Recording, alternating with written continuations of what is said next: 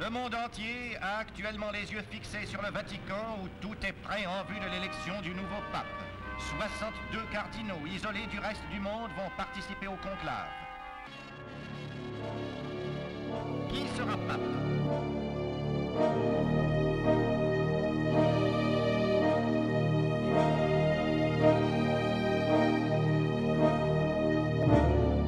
2 de març de 1939. A la ciutat del Vaticà s'estava decidint el destí de l'Església. La cúria cardenalícia s'havia reunit per elegir el nou papa. Entre els cardenals, un cambrilenc que estava exiliat des de feia 3 anys per culpa de la Guerra Civil.